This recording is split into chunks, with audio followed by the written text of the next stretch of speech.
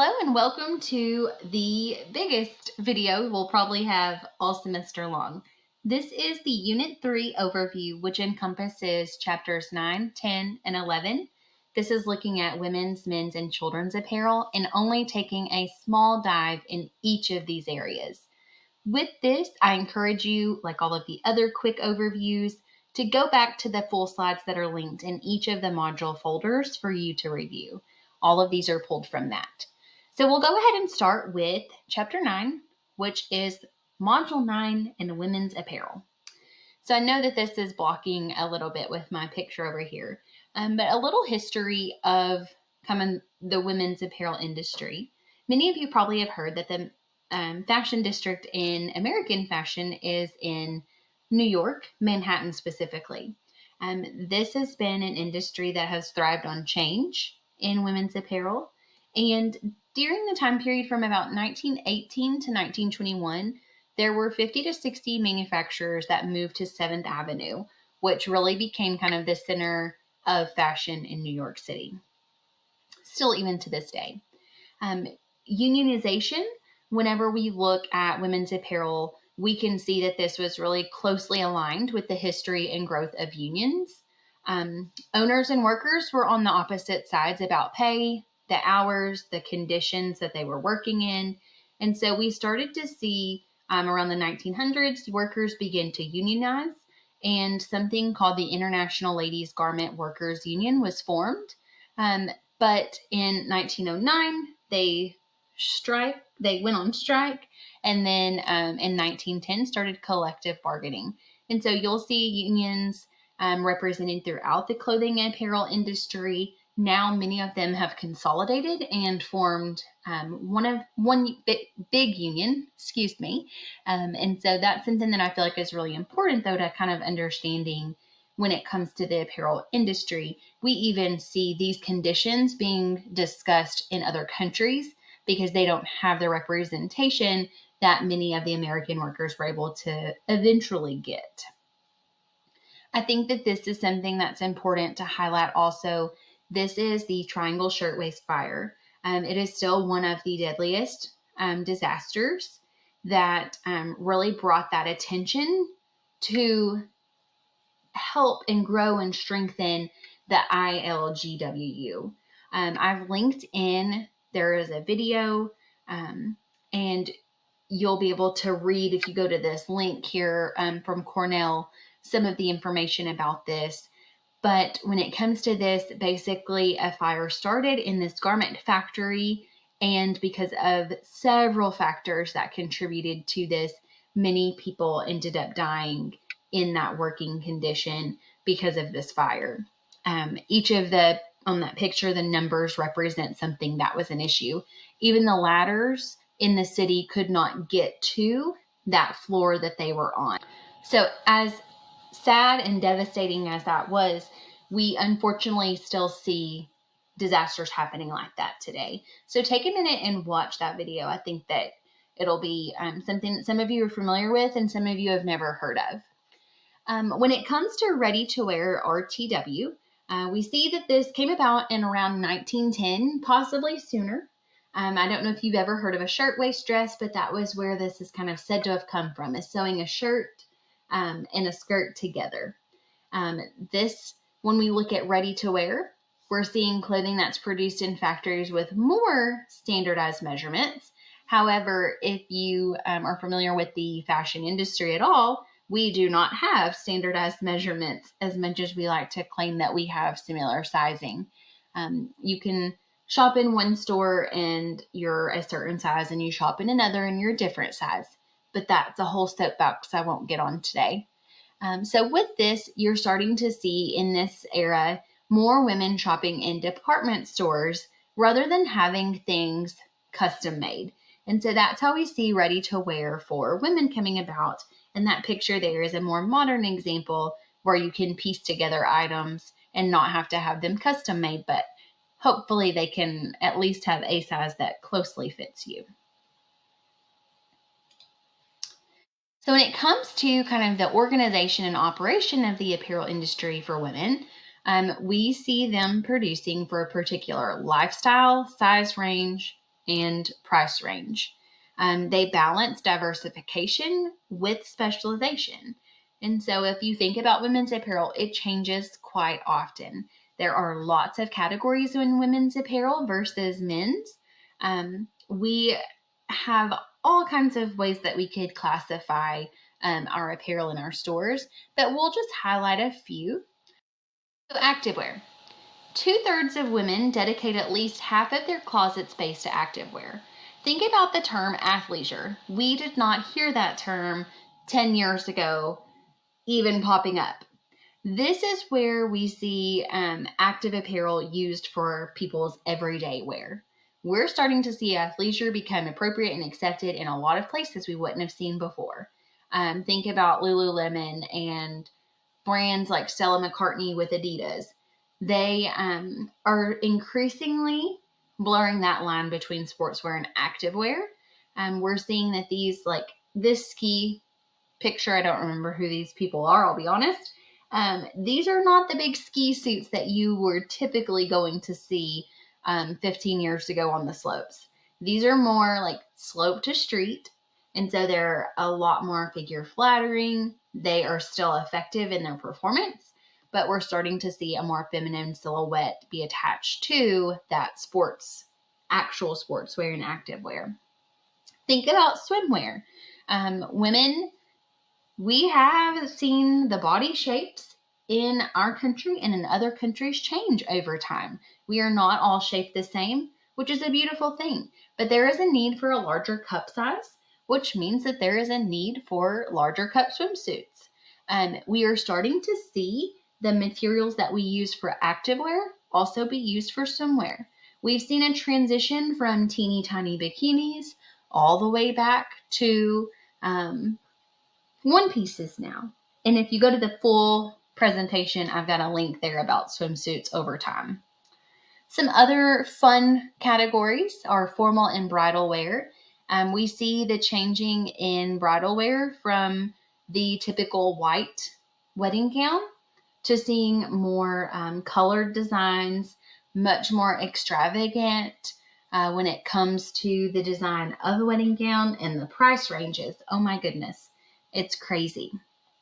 Maternity is another category that we see specifically in women's apparel that has transitioned a lot over the last many years. So if you see these jeans in the far right-hand corner picture, they have a panel at the top of them that is elastic. That allows for the stomach to grow the baby and still have comfortable clothes that are able to be worn. We see many people, specifically younger moms, trying to find things that they can wear like pre-baby, during pregnancy, and then postpartum. But we have specific stores that are solely geared just for maternity only products. Obviously, celebrities are still influencing these trends and then creating even their own lines. So a lot of things happening in maternity wear that we've seen kind of evolve over the last few years. So back to my soapbox just a little bit on size ranges in women's apparel. Not really standardized sizes. There are categories such as misses and juniors, and then we'll look at some of the others on the next slides. I should say, let me start over. The difference between like regular and petites is going to be that collars and pockets, everything is really proportioned smaller on petite sizes. So really the sizing itself is pretty similar, but how the things are designed, because if we put a normal size 12 collar and pocket on a petite size 12, it's possibly going to overwhelm that person because they are a smaller frame. That's the difference between these misses and petites. Okay, here's a little sizing chart that you can look at. Plus size is a size range that we have seen that push and need for stylish clothes. Think about the shape of our society. Like I said before, when it came to swimsuits, this is a $35 billion annual category of women's apparel. With this, we're starting to see stores also carry plus sizes in their stores. And that's a huge win that we haven't seen before. So how do we figure out and determine these price points, and what are the price zones? We look at the quality of the materials, the quality of the workmanship, the amount and kind of labor that is required to create it, the structure of the organization, and then any type of business overhead. Obviously, sometimes people price their clothes even though the quality is really not there. And so some major price points that we could highlight in women's apparel are going to be designer signature, so a highest price point that you could have.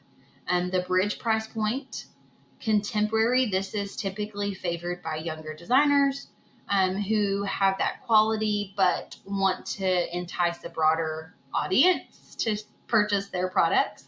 So a jacket versus $800, maybe $120. The better, moderate, and budget price point, these are going to be where I typically have shopped at most of my time. These are going to be brands that you probably are familiar with. And then we have the high-end price zone. These are for individuals who are very wealthy or individuals who have planned and saved for these particular items. This particular dress is $4,990. I've linked in some Bergdorf Goodman editorial pages for you to go and explore if you'd like to in that high-end price zone. Price is also going to determine which customers are buying what products. We know that price is not the only thing that determines that, but it is a large factor. And so if you'll look, Vera Wang in this example has really hit each price point for all of the markets. She has her designer signature price point, which is over $2,000. The one in the middle is going to be a $300 price point, which is the lavender label. And then the Simply Vera for Kohl's, which is a more moderate price point, which is at $59. But we know that we probably could get a coupon or get it on sale, and it would be a little bit cheaper, maybe than $59. But it's addressing each of her consumers' needs at each phase and price point. So this is something extra that I threw in for women's clothing. I wanted to highlight it, but it is a museum that's highlighting the work of female designers. And I thought that it is kind of a neat thing, and I just wanted to share that with you, so feel free to click through that. So for chapter 10, which is men's apparel, we're going to talk a little bit about the history of men's apparel and some of the same things that we just did for women's, but kind of looking at it from the men's perspective. This is the oldest of the domestic apparel industry. It was typically custom made, but then we saw that need for ready to wear for men also. And so how did we see that come about? In port cities along the Atlantic coast, you would see seamen arrive and need clothes to wear after they got off the boat. But with limited time to have them tailor-made, what were they to do? Well, in comes something called a slop shop. These were ill-fitting, kind of loose, light fabric items, and that's how we saw ready-to-wear come about.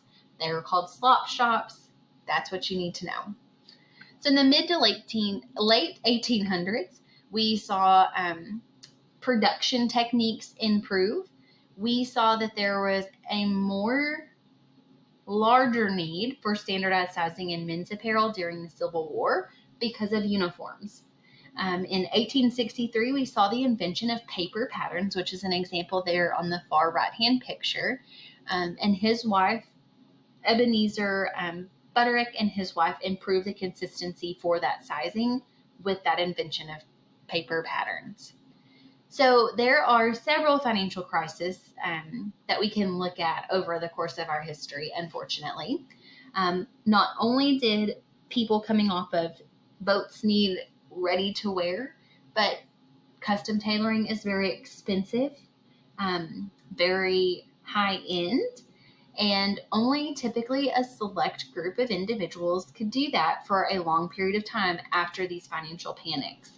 And so with this, the final blow was during the Great Depression, where we really stopped seeing, as most things stopped during that time, the need for those clothing pieces that were tailor-made. Menswear became really about uniform making. And something kind of cool, I've left it in the text here. I know that there's a lot of text on this slide, but the trouser cuffs that we saw in men's pants were cut out because that required extra fabric. And so we started seeing that restriction on the design and use of it in order to ration the fabric. After war, there was a demand for more civilian type clothes. And so that's where we see this post-war era, the emergence of sportswear that really originated in the Southern California area in the late 1940s. When it comes to designer clothes, we started seeing those also in California in the 1940s. 1960s and 70s, many of you probably are familiar with some of these pictures from the 60s and 70s. We see color being brought back after like 150-year absence. To the left, this is a picture over here of an Edwardian look and how it changed what menswear really looked like. But then you get into the 70s and you've got denim work shirts, colorful flower shirts, love beads, sandals, tie-dye, long hair and beads. Very different from that Edwardian time period that we saw in men's clothing. 70s and 80s, we see knits becoming super popular because they are a synthetic fiber that soared in the 70s. Polyester got a, let's put in quotes, a bad name because of the suit. That's an example there in that photo. In the 1980s, we started seeing men's magazines really emerging and seeing dressing for success kind of as a big deal. The right combination of authority and friendliness of style and color with that power suit and power tie. Think about how this has changed, though. This is John T. Malloy's book for New Dressing for Success. But think about how this has changed with everyone that works at home and that emergence of, in general, just like athletic apparel. I will hit Dress for Success in a later module as well. Casual looks and dress down Fridays we started seeing in the 1990s. This really become popular when it comes to men's clothing. In the past, 75% of those were purchased by women. And so think about when it comes to who was buying the clothes, who were the designers really targeting at that point? So I mentioned women's apparel has several areas of how it's kind of classified and broken down. Traditionally, this is how we see menswear divided by the federal government with 5 classifications. Sportswear is not technically an official category, but it really has become a vital portion to the menswear industry and probably should be considered one. So tailored clothing, furnishings, outwear, work clothing, and then other. So this is an example of how men's apparel has changed. You'll get a chance to do a men's timeline of any type of men's product, shoes, hats, collars, ties, etc. But this is from the 1880 time period all the way through to the 2022 Men's US Open. They've been pretty strict at Wimbledon and require an all-white dress code with minimal logos, minimal colorings. And people actually get kicked out and are not able to play because of that. So it's kind of neat to see how it's transitioned and changed. So for men, looking at that tailored clothing, we really saw an English kind of emphasis in American wear. This over here obviously is the bold plaid suit, brightly colored shirt that you would wear underneath it. I don't know if any of you have ever seen the Las Vegas look, but this is where the shirt's unbuttoned all the way to the waist. There's gold necklaces. I think his name was Mr. T that comes to mind whenever I think about that. So most menswear designers originally designed for women and then expanded. It was questioned if a man would buy from a designer who designed for women, but it worked out since most of the clothing was bought by women and they were familiar with it. Ralph Lauren is one of the few designers who began his career in menswear and then transitioned to design for women. And so I think about now, like when it comes to these name designers, we have songs that even include influences from designers. Some of them are not super appropriate, but it's out there. So when it comes to those market segments, we'll look just briefly at a few of these. This is tailored clothing. So we see European styling in tailored clothing is going to be a little bit more fitted. They'll have built up shoulders and a higher armhole. If we think about how a European individual, their body features kind of are fitted, my husband is definitely not a European fit because he is very broad chested. He has big arms, a big neck. He is not a European fit when it comes to a suit. He will bust out of that thing. And so with this, that's kind of important to note when you're going shopping for more tailored clothing, like a European fit versus an American fit, and what the difference is. If you've ever seen on shirts, like the measurements, that's representing chest measurements. And then also if it's a smaller number, that's going to be your neck measurement. I did link a local tailored clothing, like very custom tailored clothing from Little Rock store here in this slide if you'd like to take a look. So I want you to think about this, and obviously we're not in class to be able to have the conversation, but is the conservative men's suit dying out, or is it taking on a new life in wake of more casual business dress codes? What situations are you wearing tailored suits in your community or even your age group? Typically, I see that now in my personal friend group when we go to weddings. But my husband wears the same one because they're very expensive and we've already paid for it, and he doesn't wear that every day. So think about, what's happening with the conservative men's suit. This is a video, and then the next slide is also a video that I would be glad for you to watch. This one is Ralph Lauren, kind of showcasing some of the tailor-made suit making process. And then on the next slide, this is also a video that's looking at off the rack versus made to measure versus bespoke suits. So kind of a cool explanation. When it comes to suit separates, we do see this a lot now in just places like Kohl's. You'll be able to get a sports jacket and trousers and mix and match and piece different outfits together that way. Not so much tailored clothing. Sportswear and activewear, again, just like women's. And that's a really terrible opportunity for my picture to be blocking words. We want that to not say a bad word on there. So shoes, think about athletic apparel. When it comes to shoes nowadays, I am even super interested in athletic shoes. Places like GOAT and StockX, like those are places that didn't exist whenever we're looking at the 1970s, menswear, activewear, sportswear kind of taking the scene. So a lot of emphasis is being placed on that. So what about contemporary and bridge clothing when it comes to men? When it comes to ages, we don't see contemporary clothing being separated by ages. Now it's worn by all ages. And so it's really that price gap that's going to be a little bit different between the contemporary and the bridge point, just like it was in women's.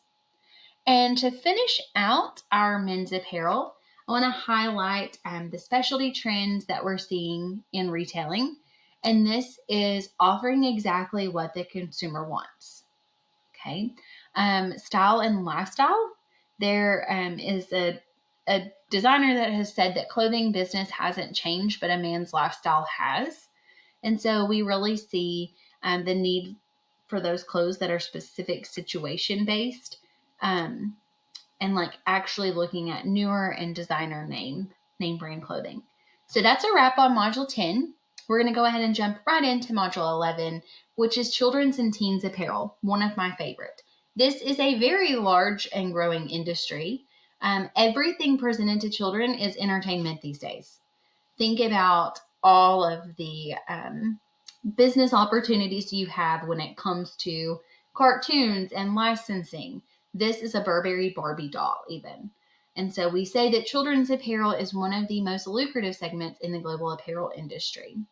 I won't read all of this to you, but I do want to highlight that psychologists believe that clothes play an important role in shaping and guiding a child's self-interest, meaning that we're looking at someone's personality and some of their characteristic traits being developed based on clothing. So that's something that's kind of interesting. Some of you may have some strong opinions on that. So when it comes to the demographics in children's and teen apparel, we are seeing birth rates declining and continuing to decline even in 2023. So if you look from 2016 to 2023, you're seeing that decline still happen, and less people are having children. So this is a market that it's going to change over time. There'll be fluctuations, but it is an interesting market to review. So children dressed like miniature adults in the Renaissance or American colonial era. If you look at these pictures, these are what we would see children wearing. They were drab, like dark stockings, dark dresses. They were ill-fitting because they made them so they could grow into them. I'm not sure if any of you are familiar with the Carter's brand, but it is a very well-known brand in children's apparel, and it was developed by William Carter's company in 1865. So around 1,000 companies make children's apparel, and a lot of them are small family-owned businesses. At this point, we see many adult producers operating also in the children's apparel division. They are also based on price, size, and type of the merchandise. You see budget, moderate, better priced, and the designer price range, even for children's apparel. When it comes to sizing, it's just as confusing as women's and men's. A lot of times we see infants, toddlers, children's, girls, preteen boys, and young men. And then that's where you see juniors when it comes to the girls' side. When we're seeing the 0 to 24 months, that is something like I was talking about 0 to 3 months or 6 months or 9 months previously. So for preteen girls, the designs and the actual sizing is more sophisticated than what we see as a small girl's size here. And then the sophistication also continues when it comes to boys. So infants and toddlers, some pretty cool and unique features that they have in their apparel. Pants with snaps on the inseam so that you can have easy diaper changes. Elastic waistbands so you can pull up and down, or toddlers could even pull their own pants up and down. The little mitten flaps on newborns is to keep them from scratching their face. And I feel that it's my duty to point out a onesie. That's what these babies right here are wearing in these pictures. These are going to be a long tail that snaps to the front of the shirt. And I have linked in a little hack. They have this right here on the shoulder so that you can pull it down and avoid having to have poo, that's why I put the picture there, come up all across the baby's head when you're pulling it up, because babies can defy gravity and poo can come up to the back of their neck. If you haven't experienced it, I hope you never do, but it's a pretty rough process. And so by making these right here so that we can bend those back and fold them down over their arms, it's going to prevent you from having to deal with poo being spread everywhere. So watch that video for a helpful hack. When you look at this here, the back zipper placement is on purpose. You have reinforced seams at the neck, shoulders, and arms so that the children cannot break them, get out of them. And this little tab over the zipper is to help keep the child safe. So when it comes to product specialization, knits remain one of the most popular for infants, boys and girls. Cotton is also popular, but this picture you see here is a knit. When it comes to like the same design and production methods, we obviously have less fabric being used, but it's offset by the higher labor cost. So here you see This should be viewed as a business that is fashionable rather than a fashion business when it comes to children's apparel. So children's now, they're not super innovative and new fashion. We really see them copying and adapting men's and women's apparel. Backpacks are one of those exceptions. When it comes to this, we are seeing backpacks as one of the inventions that happened from children's apparel. This here, if you look, is one of the first backpacks. The point of backpacks was not to carry around iPads, it was to carry around books. And so I think that's a pretty cool depiction of backpacks over time. When it comes to children's apparel, we see that fashion demand there. We see designers looking and wanting to enter that market. So here, I'm not sure why my third picture didn't copy over. Oh, there we go. But when we look here, an $829 shirt for a child, they're going to outgrow that very quickly. It's a very interesting, I'll say it that way, piece of children's apparel that I just don't know that I could get behind personally. So designer labels are a big deal. Licensing, we've talked a little bit about that. When it comes to looking at children's apparel, licensing is a huge market. Some of the other industry trends that we see are specialty retail outlets. So these are like stores within stores. Gaps that has Gap Kids and Baby Gap. That would be a specialty retail outlet store within a store. Catalogs. These are something we do still see in children's apparel. I personally shopped from children's catalogs when I was a teen. And so I think it's interesting that it's branched and stayed that long. When it comes to the resale of children's apparel, I just mentioned with that $800 shirt, they're going to grow out of that pretty quickly. And so there are several places now that we see people being able to sell their children's clothing, whether it's at a specific store like the one I just showed or something like Ray Alana's. This was in Conway at the Expo Center. They have them all over now. This is really a good way for budget-friendly resale and purchasing of clothes that are basically still new if some of them haven't been worn very much before they outgrew it. There are a few conversations that you're going to see in children's apparel on school uniforms. When it comes to this, I think that it's important to kind of highlight there's views for them and for against them. Proponents of the idea of school uniforms say that they give that sense of belonging. Their opponents point out that it's going to be a form of self-expression. But both of those views still highlight and really emphasize the importance of a child's self-identity with their clothing.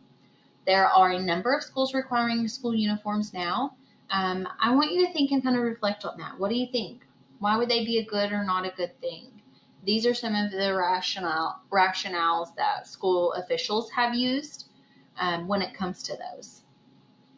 And then the last few things are going to be videos about adaptive clothing.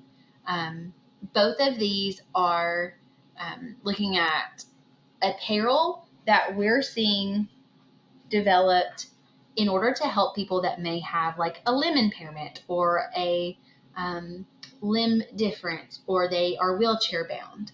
Being able to dress themselves and be independent in getting dressed and getting ready. And so I want you to watch both of these videos, and then one of your questions on your exam for Unit 3 is going to be about adaptive apparel. So there are 3 presentations really wrapped into one big long one. I know it's 30-something minutes long. I hope you'll pause, take a break, run around the room, and then sit back down and keep going. Lots of good information. If you have questions or need anything, let me know. This is Unit 3, kind of an overview of chapters 9, 10, and 11. Thank you.